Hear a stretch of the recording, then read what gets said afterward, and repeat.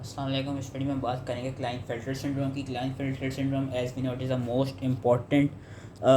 Basically ये होता क्या है कि ये मेल हाइपोगोनाडिज्म कॉज कराता है। Most important cause of hypogonadism in males, जैसे मेल्स को अफेक्ट करता है क्लाइंट-फेल्टर सिंड्रोम। इसमें ये देखा जाता है कि देयर इज़ क्या कहते हैं बेसिकली 2 और मोर एक्स क्रोमोसोम्स जो हैं वो एक तरफ से पेशेंट इनहेरिट कर लेता है कि देयर प्रेजेंस ऑफ 2 और मोर एक्स क्रोमोसोम्स एंड 1 और मोर वाई क्रोमोसोम्स। लेकिन यूजुअली जो देखा जाता है कि सुपर न्यूमरी एक्स क्रोमोसोम्स हो जाते हैं, जिसकी वजह से हमको फिर क्लाइंट-फेल्टर सिंड्रोम के different clinical features and science and symptoms मिलते हैं। अब वो क्लिनिकल फीचर्स हमको क्या मिलते हैं, अच्छा याद रखना है क्लाइंट-फेल्टर सिंड्रोम प्यूबर्टी से पहले यूजली डायग्नोस नहीं होता, प्यूबर्टी के वक्त या प्यूबर्टी के बाद ही डायग्नोस किया जाता है। इसके जो क्लिनिकल फीचर्स हैं वो इंपॉर्टेंट है, क्योंकि जब भी कोई केस आएगा तो हम उस क्लिनिकल फीचर्स के थ्रू डिटेक्ट करेंगे इफ़ इट्स क्लाइंट-फेल्टर सिंड्रोम और नॉट। वो इंपॉर्टेंट है, वो याद रखने के there is a distinctive body habits.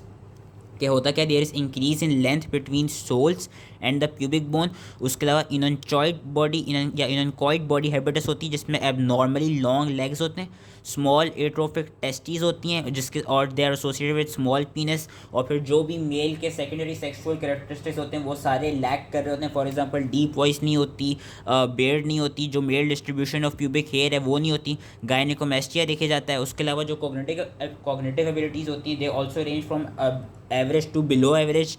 And ये देखा जाता है कि there is increase in incidence of type 2 diabetes and metabolic syndrome, जिसकी वजह से इन पेशेंट्स में इंसुलिन रेजिस्टेंस हो जाती है। There is higher risk for congenital heart diseases, particularly mitral valve prolapse. और ये भी देखा जाता है कि इनमें atrial and ventricular septal defects भी देखा जाते हैं। There is incidence of osteoporosis due to sex hormonal imbalance. And ये भी देखा जाता है कि जो ये पेशेंट्स हैं they have chance of developing extra gonadal germ cell tumours, mostly mediastinal teratomas, breast cancer and systemic lupus erythematosus भी इन पेशेंट्स में देखे जाते हैं। मोस्ट इंपॉर्टेंट जो फीचर्स याद रखने वाले वो यही है कि जो मेल एक तो जो सेकेंडरी सेक्सुअल कैरेक्टरिस्टिक्स हैं मेल के वो लैक कर रहे हैं, स्मॉल पीनस है, एट्रोफी टेस्टीज हैं, और जो इनकॉइड बॉडी हैबिटस है वो चीज़ याद रख लेंगे कि देयर इज़ बेसिकली लॉन्ग अब नॉर्मली लॉन्ग लेग्स होते हैं और स्मॉल एट्रोफिक टेस्टीज मिलती हैं। अब जो क्लाइंट-फेल्टर सिंड्रोम इसमें भी देखा जाता है कि it is an important genetic cause of reduce spermatogenesis होती है और मेल इनफर्टिलिटी कॉज करा देता है। उसके अलावा इसमें हार्मोनल इम्बैलेंस ये देखा जाता है कि जो FSH होता है वो यूजली एलिवेटेड होता है, वेयर एज जो टेस्टोस्टेरोन लेवल्स होते हैं वो लो होते हैं एंड एस्ट्राडायोल्स के लेवल्स भी they are elevated. Karyotyping is important. Karyotyping इसमें देखी जाती है 47XXY या 47XXY भी हो सकती है, लेकिन मोस्ट इंपॉर्टेंट जो मोस्ट केसेस में देखी जाती है दैट इज 47XXY।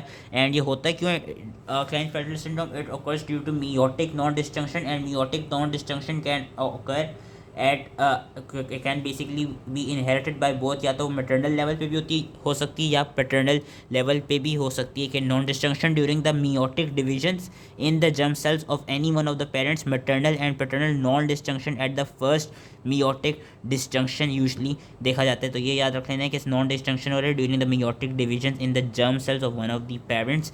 एंड जो इसकी कैरियोटाइपिंग जो याद रखनी है वो एक तो 47XXY which is most common. उसके अलावा इसमें मोज़ेक पैटर्न भी देखे जाते हैं, फॉर एग्जाम्पल 46XY/47XXY वाला पैटर्न भी देखा जाता है। अब जेनेटिक एब्नॉर्मेलिटीज़ होती क्या है, बेसिकली क्लाइंट-फेल्टर सिंड्रोम होता किस लिए ये देखा गया है कि अच्छा नॉर्मली जो चीज़ मैंने बेसिकली यहाँ के पैराग्राफ में लिखी हुई थी जो इतना मतलब उस तरह से बहुत इंपॉर्टेंट नहीं है तो मैंने इसकी वीडियो नहीं बनाई थी, लेकिन ये है कि फीमेल्स का याद रखना है। फीमेल्स आर जो नेचुरल मोज़ेक। होता क्या है कि फीमेल्स में यूँ तो 2 एक्स क्रोमोसोम्स होते हैं, लेकिन एक एक्स क्रोमोसोम इनएक्टिवेट हुआ हुआ होता है। कि सिर्फ एक ही एक्स क्रोमोसोम फुली फंक्शनल होता है और एक एक्स क्रोमोसोम को इनएक्टिवेट किया हुआ होता है या लायोनाइज किया होता है। अब क्लाइंट-फेल्टर सिंड्रोम में क्या होता है कि क्लाइंट-फेल्टर सिंड्रोम में 2 एक्स आ रहे हैं और एक वाई है।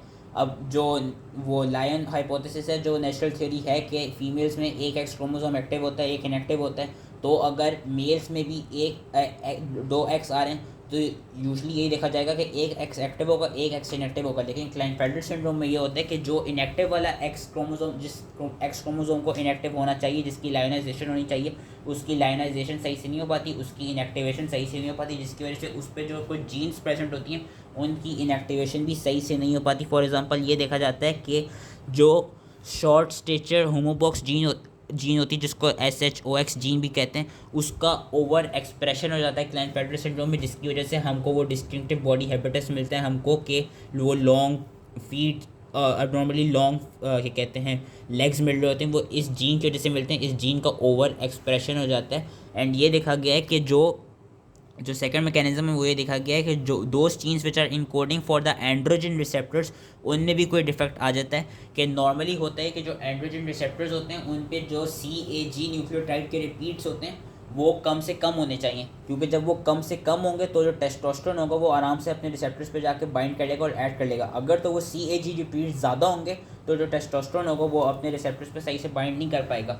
अब इसमें क्या होता है क्लाइनफेल्टर सिंड्रोम में, क्लाइनफेल्टर सिंड्रोम में बेसिकली ये होता है कि एंड्रोजन रिसेप्टर्स के लिए जो एलील होती है, जो कि एलील फॉर द दो CAG trinucleotide repeats for your low CAG trinucleotide repeats, वो वाली एलील बेसिकली इनएक्टिवेट हो जाती है, जिसकी वजह से टेस्टोस्टेरोन है वो अपने रिसेप्टर्स पे सही से बाइंड नहीं कर पाता, रिसेप्टर सही बनते नहीं है। इसलिए अगेन हमको यहाँ पे सेकेंडरी सेक्सुअल कैरेक्टरिस्टिक्स की जो मेल के होते हैं उनकी लैकिंग मिलती है। कि इन्होंने बताया हुआ है कि ये जो पूरा का पैराग्राफ पढ़ लें कि क्या कहते हैं, अगर हम यहाँ से पूरे करेंगे, shorter CAG repeats are more sensitive to androgens than those with long CAG repeats in person with Klinefelter syndrome. होता क्या है, X chromosome which is bearing the androgen receptor allele with the shortest CAG repeat is preferentially inactivated.